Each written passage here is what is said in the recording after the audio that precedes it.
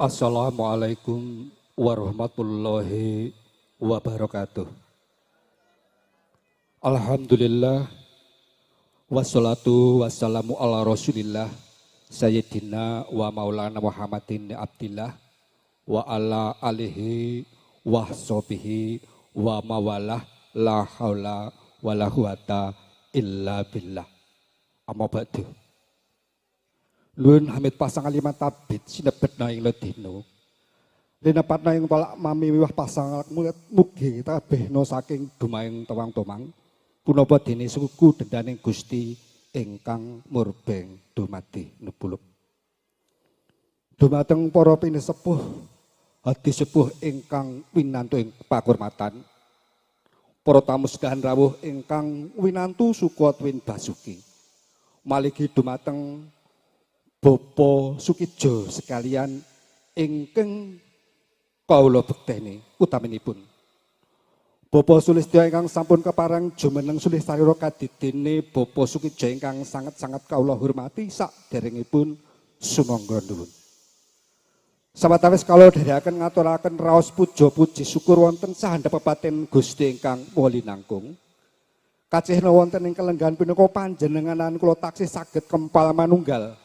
Dari hangestri anggenipun Bapak Sukijo sekalian tepi darmane ngasepuh manggih rahayu wilujeng tebih saking sambi kala para tamu. Ugi kepareng kawula jumeneng wonten ngarsa handika para tamu mudhi dawuh saking Ademas samekun Ibu Sutarti wonten ing kelenggahan dinten menika kawula kepareng ngaturaken raos pangraos ingkang kegalih wonten manahipun Ademas samenikun menapa dene Genduk Sutarti. Ingkang sepisan sowanipun Ademas samikun sekalian menika ingkang sawetawis kadheraken kadang penderek ujubipun. Mertu irah kawilujenganipun Bapak Sukijo sekalian sak sampunipun manggih rahayu wilujeng. Kepareng ngaturaken salam taklim mugi katur Bapak Sukijo sekalian menapa dene gotrah kula wangsa kanthi wasilah assalamualaikum warahmatullahi wabarakatuh. Ingkang salajengipun nuhoni miwah mudhi dawuh saking Bapak Sukijo sekalian. Injih dinten menika ndungkap dinten ingkang pinejireh dene sampun sawetawis wekdal.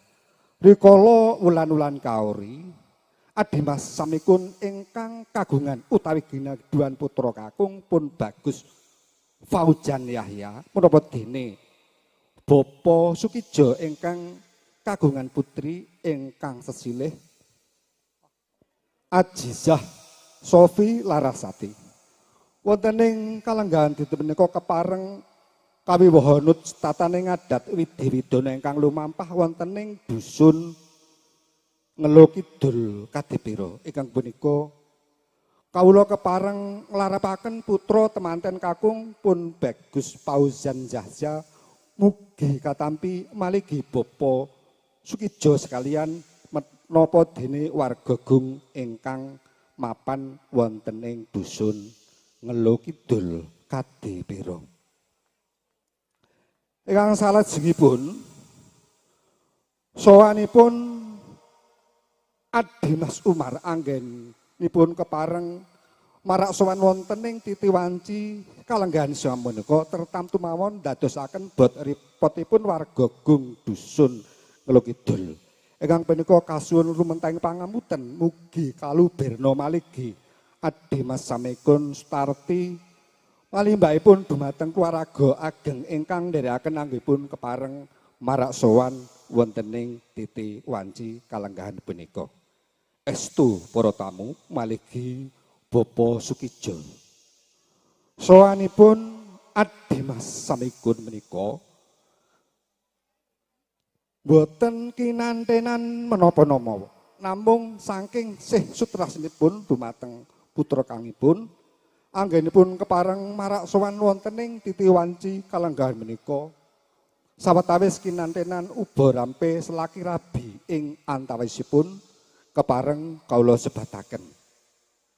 wonten sanggan kalih pundhungan majemuk setunggal rembat uwos setunggal gantan menapa dene klapa setunggal janjang lajeng sarana hangadi busana setunggal pengadek sarana hangadi sarira setunggal set lajeng malih menika wonten kursi tamu setunggal set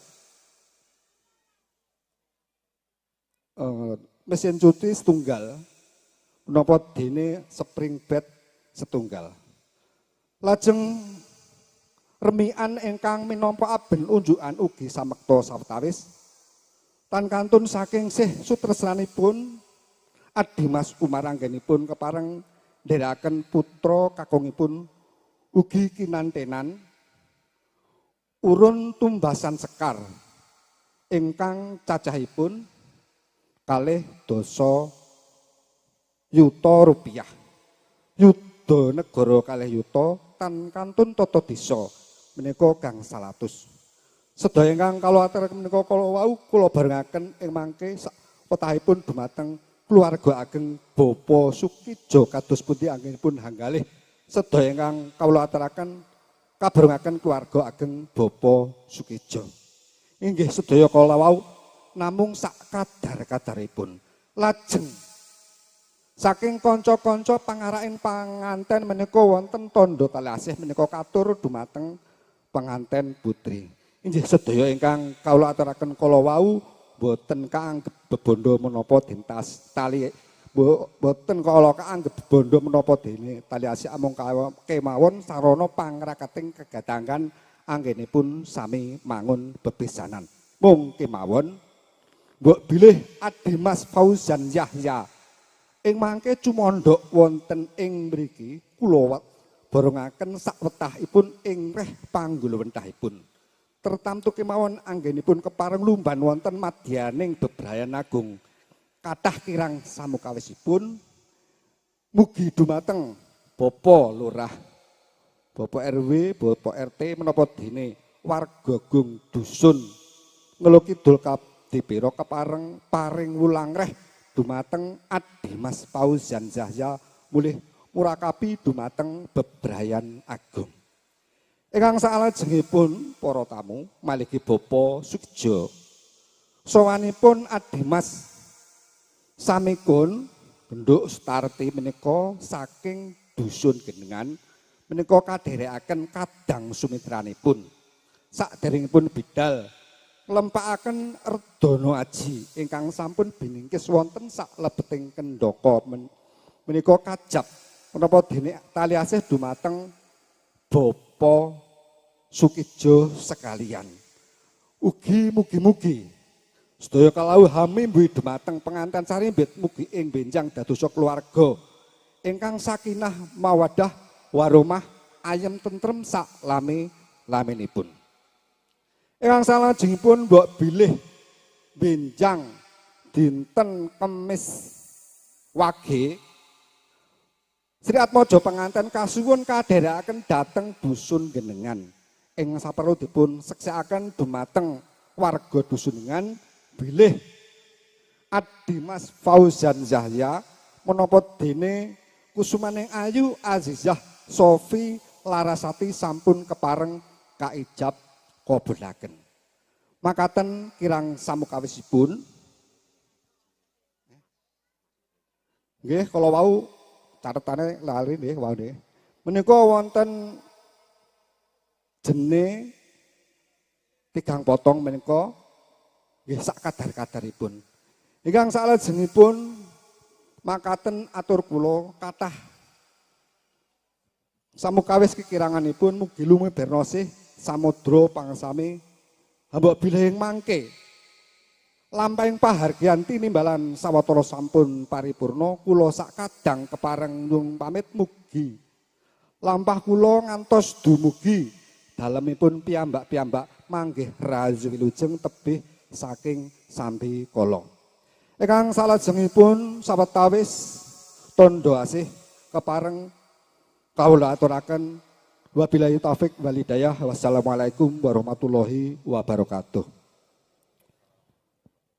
Kinayatan lampahing tata cara lung tinampen saput upa rengganing sarana jejangkeping salaki rabi.